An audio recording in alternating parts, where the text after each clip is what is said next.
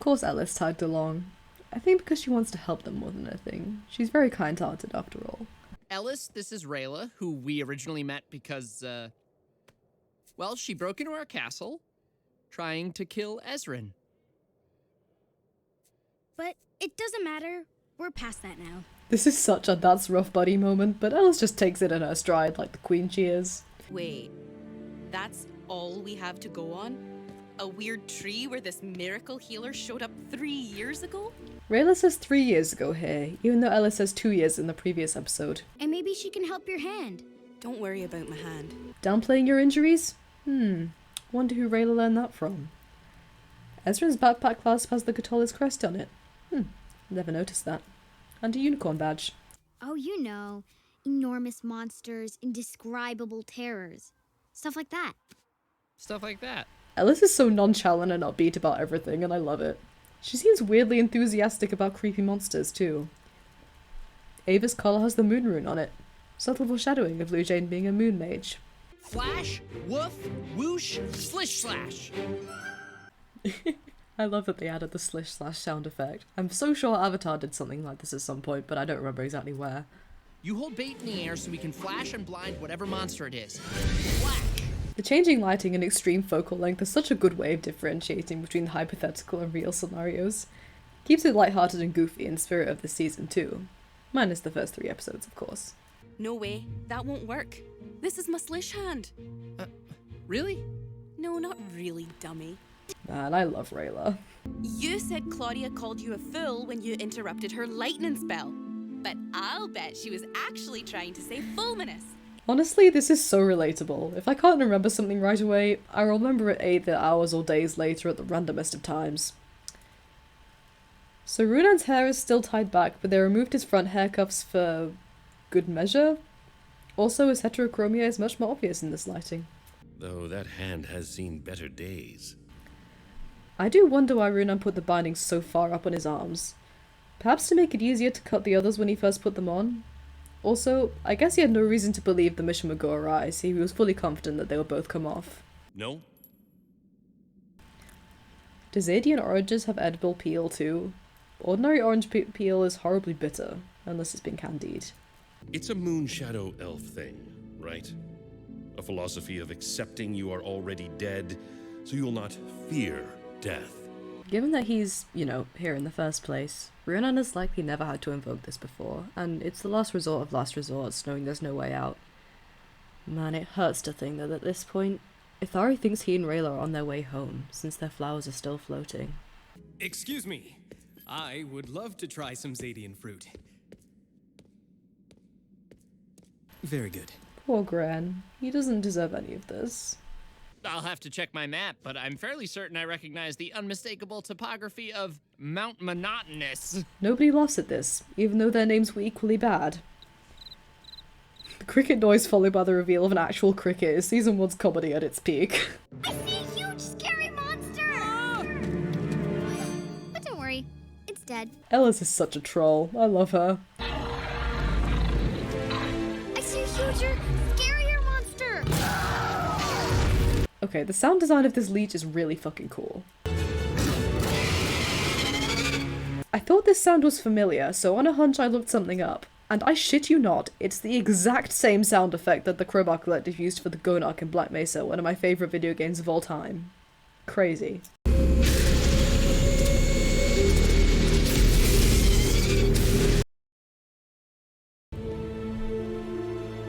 Oh man. Time for what is retroactively the most painful scene of season 1. Let's go.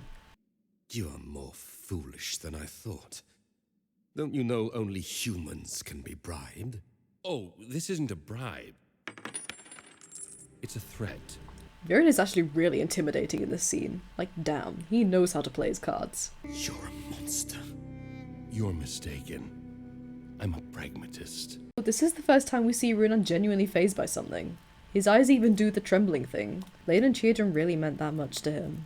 With season 4 confirming that it was Lane and Teodrin and the coins, I have several questions. We know they were ghosted after their disappearance, so unless coins aren't affected by ghosting, Runaan shouldn't be able to see them. And yet he can. So does this mean that he never did the ghosting spell? After all, Lane was his best friend.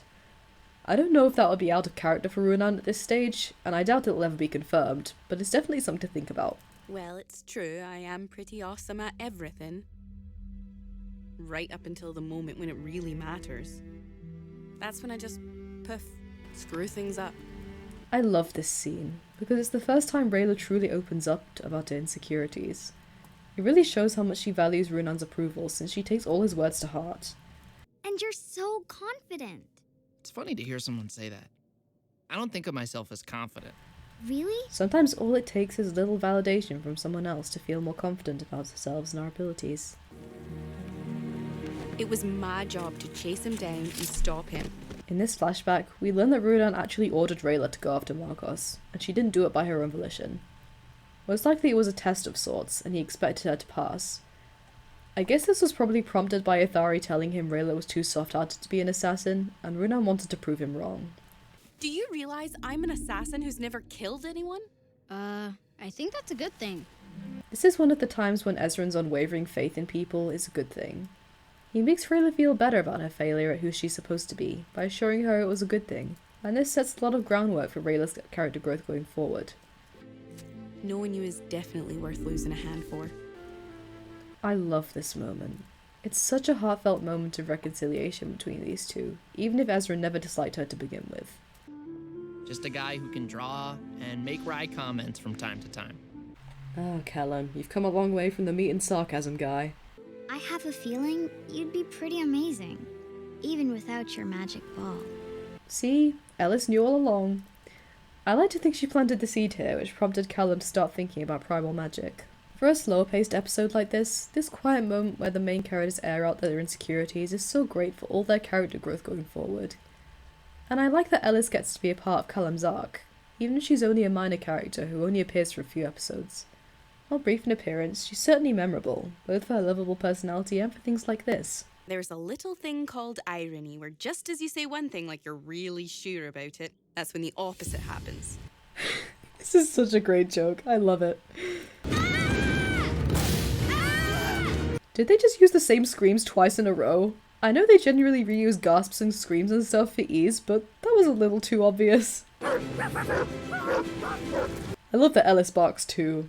Reminds me of when I was a kid and I would bark at dogs because I wanted to talk to them. Man, I was weird. This is literally my worst nightmare.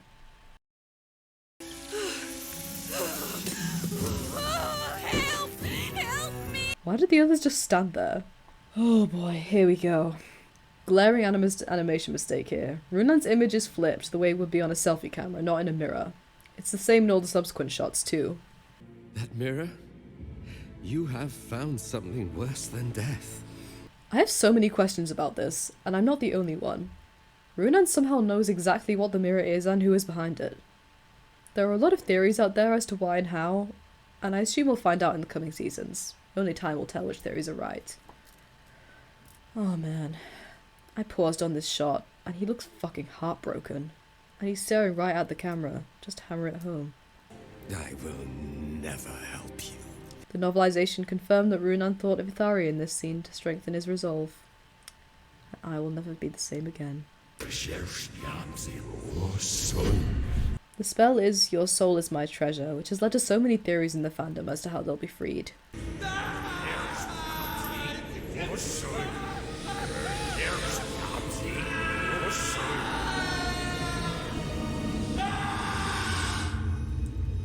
Oh man.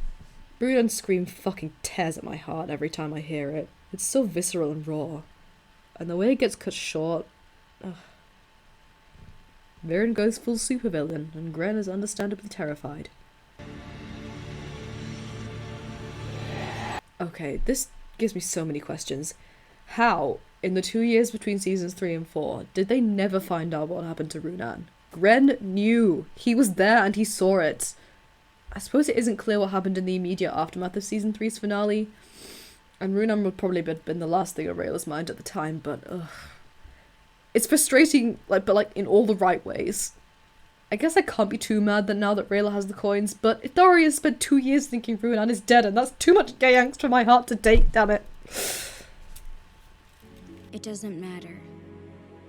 There is no miracle healer.